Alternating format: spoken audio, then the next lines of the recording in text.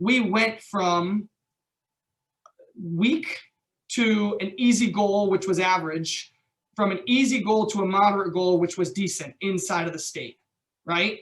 That barrier to entry was not that hard. But as we think about the next steps of growth that we need to have, it's going to be that much harder. When I lift weights, right? If we use the lifting weights example, it's easy to go from not lifting and see a large gain when you first start lifting till you get to, say, a bench press of 150 pounds and you only weigh 150 pounds. And now moving above that, right? As the weight gets heavier, as the challenge gets greater, the growth is going to get smaller. But the way that you continue to push through that is by getting more repetitions. So for our teams, they need to get repetitions in the right way. So I think about our habits, right? Training. My teams this weekend got their butts kicked. My girls got their butts kicked by an 09 Jenga team, and my boys got their butts kicked by an 09. So it was my 08 girls versus an 09 Jenga Woodbridge team, and my 09 boys versus a Woodbridge Jenga team, or a Team USA futsal team. In both of those games, we learned, we got a little bit better. We recognized the speed of play. When we went back into training on Monday and Tuesday, it not only minimally did we change our effort level from a speed of play perspective. So the repetitions that we were doing at training before my conversation with them were like what they were last week. Okay, no different, marginal change, right? But we now had a new style of repetitions that we needed to get to in order to succeed, right? So for us to play against that Team USA or against that Jenga team and have success, we identified that we needed to increase our speed of play. So the repetitions that we need to get with speed of play need to be higher for us to continue to think about closing that gap, right? So you identify what you want to get to, and then you think about the environment or the habits that you are building at whatever that action is. And those are the kind of reps that we want to identify, okay? So that becomes important. The rule of 1%. I think most of you have probably heard about the rule of 1%, right? 1% better every day. So if we were to do easy math, right, you can either get 1% better or 1% worse. If you get 1% worse every day over the year, right, that's 0.99% times 365 days. That's 0.03% better. If you get 1% better every day, right, now all of a sudden that's 37.78 times. There's an exponential increase based upon the compounding effect of improvement. It can happen in all areas, right? So specifically, if we hear about the England cycling team, and James Clear in his book talks about the rule of 1%, and he talks about this team. So what did they do? Well, first, they changed their training habits, and that gave them improvements. Once they had changed their training habits and got 1% better every single day on their training habits, then they started thinking about all the other things that they could get 1% better at. They painted all of their, they changed the fabric with the clothes that they wore when they raced. Then they changed the color, they painted the color of their vans where they store their bikes white so that they could make sure that there was no dust in there that could slow the chain composition down so they couldn't pedal as fast. They changed their nutrition and said, okay, for 365 days a year leading up to the Tour de France, we need to do this. And they went into every area of the athlete's life and they started thinking about how they could make it 1% better and 1% better and 1% better. For us as coaches, we need to be thinking about our environment, right? All right, well, I have 60 minutes of training on the course. How do I maximize that time with my players? Is my session prepped, planned, ready to go? Or do I know, and some of these answers are yes and some of these are no. Do I know what players are going to be there? Have I identified what teams they're going to be on prior to training? Can I think about my session development so that I can move seamlessly from session to session to session? Can I maximize my time on the ball and limit my water breaks? Can I set my water breaks to be a certain duration so that I can get back out onto the fields? When do I have my stoppages, et cetera, et cetera, et cetera, right? And so when we think about the environment of Vale and what we're trying to teach our athletes, it funnels top down. I want to be the best version of myself so that I can be an example for you guys, so that you guys want to be the best version of yourself, so that you can show that to your players, and down and down and down and down. But all of these habits, as we think about them, it's really important that we think about that improvement. And most of that improvement comes from showing up. All right. So that's the gist, right? What I want to do now, we've got about 5 minutes. I want to just round table with you guys. So what I'd ask is just unmute yourself when it's your turn to talk. What are some things that you might be doing with your team in order to form the kind of habits that you want from them? So I would like the first one to talk, just unmute yourself, and then I'll kind of moderate from there.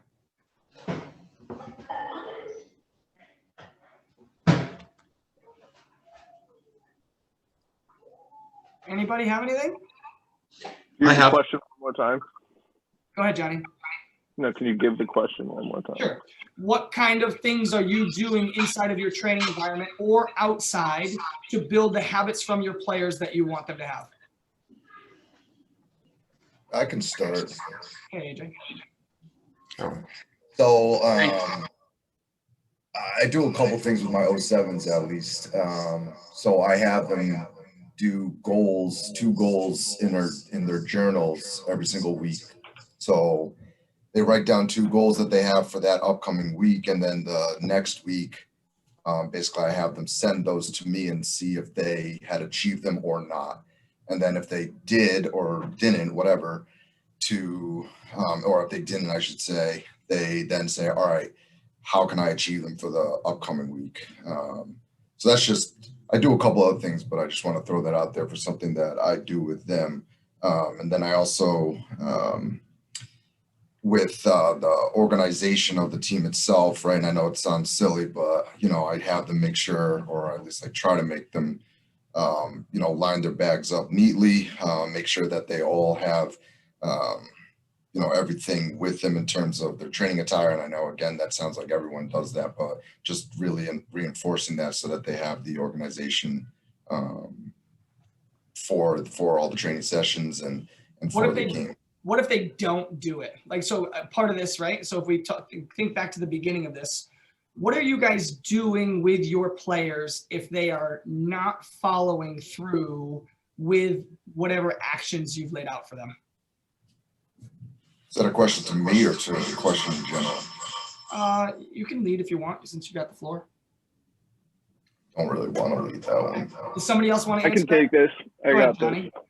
So it's a little tougher now that we're inside, but I think you actually saw it when we were outside with the balls. I make sure everybody has a pump ball, and if they don't, then I make us do fitness for each ball that's not there and pumped. The right thing. And similarly for the uniform, I've been a little lenient on it since everybody doesn't have their uniform yet, but each item that we don't have the correct either Hummel or the right color, do some fitness for that. And then I also give, kind of like AJ did, homework assignments. We did one during small group training and one now, kind of goals kids are setting for themselves. And when they give it to me, we talk about kind of what the steps are to get to that. And if that's not done, we did it last week, did some fitness for each one, because I want the kids to hold each other responsible and kind of hold themselves responsible. So we just do fitness for each item that's kind of people aren't holding each other accountable for. Okay. Does everybody know that the players have this? And you can't see it really on my screen. This is the duct tape journals that we got for all of the players for Christmas. Every athlete in the club on the soccer side has one of these. And if they don't, we have a ton extra to give out to people. Has anybody asked their players if they're using these? And has anybody asked them to look at it? Again, it's a little bit personal, but has any of you guys been following through on whether or not they're using this?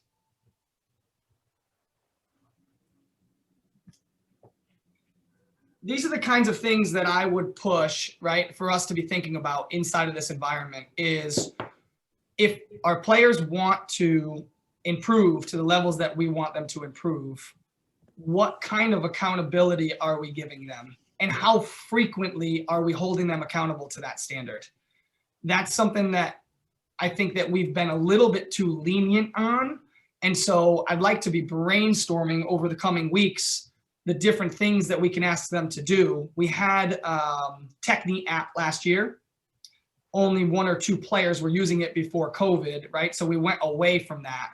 But I do think team by team, for us to continue to make the gains that we want to make, we need to be thinking about the habits we want our teams to have, and how we can go about either the carrot or the stick, right? Because it's not always just the stick, and Vale is willing to support the carrot where we need to, in order to give our athletes the chance to want to improve and want to build the habits. That's something that I for sure have to think about. So this journal, right, asks some of those specific questions. In the training session, write down 1 goal or focus for the training session. Write 2 to 3 things you did well, 2 to 3 things you need to work on. Did you achieve your goal? Why or why not? Rank how you felt during the session. Focus, energy, decision-making, confidence, motivation, enjoyment. You know, those are all things I think I'd love to see more of us driving on in order to be successful with it, with them trying to build out more of these habits. Okay. Anybody else? Does anybody have any questions for me about the habits, about the identity transformation? Again, something that's really, really valuable for each of the teams. And within the club, it's something that I'd like us to be pushing on even further, because I think that if we can do that and they can see the success based upon it, that's how they're going to continue to get the bug. That's how they're going to want to drive forward further in their team environment. Zach, sorry, go ahead, Jay. Let's just say before we get off today, the one, I think the one example that we should all kind of keep in mind with all of this, and a player who's really kind of transformed himself over the few years that we've been in existence, is Jack Salafia, in terms of his growth and his progress, in terms of, you know, he began identifying himself as a soccer player, and he's really done, you know, put the work in the time and in the training, and whatever success he has, he's you know, absolutely shown that it's possible to grow well beyond, you know, what we thought was capable when he first came to us. And I think that's a perfect example for us to refer to. And I don't know that everybody knows why the Be Like Jack shirts came out. I know there was a little bit of literature that went out, and we promoted it a bit, but you know, if we really dig into that and take a look at his story a little bit again, I think that's a great motivation for us to be able to point to a child within our program to say, this is a young man who, you know, when he came to us was really having some difficulty even just getting up and down the field. And now he, you know, he's a productive member of his team because he began to identify as a player and did the work to help himself get there. Yeah, not only that, Jeremy, he's also a captain of his team, and he leads by example more or less every single training session and game. But he also now volunteers, and he gives back to the Sprouts program. So again, yeah, shining example of what we're trying to talk about and kind of breed in our club. Cool. Billy, what were you going to say quickly? We're going to just running over a little bit, so go ahead. Oh, yeah, no, I was just going to share one thing I'm doing with the 05 girls from a mentality perspective. It's pretty basic, but we just went through and defined different ways that they can compete and practice, and they can pick whatever they want, but then holding them accountable. So like in the warm-up, if they do a partner warm-up, they might share that with their partner. I'll have them share it to the entire group at random times, or if they're not having a good day and I need to call them out, or they're not putting that effort in, and I want to know what their competitive goal is for the day. And then my next thought was like, maybe I'll just bring small slips of paper that they come in and they write it down. So just engaging it in different ways at practice, but knowing that every practice they need a competitive goal for themselves for the day. Yeah, great. Yeah, that's the way that I have handled over the years their learning objectives, right? So like, what are the 3 things you want to focus on today? Text it to me before the training starts. And that way I just read that text. It's a quick reminder for me to catch them in those moments or catch them not doing those moments. So I have an extra opportunity to coach them on that.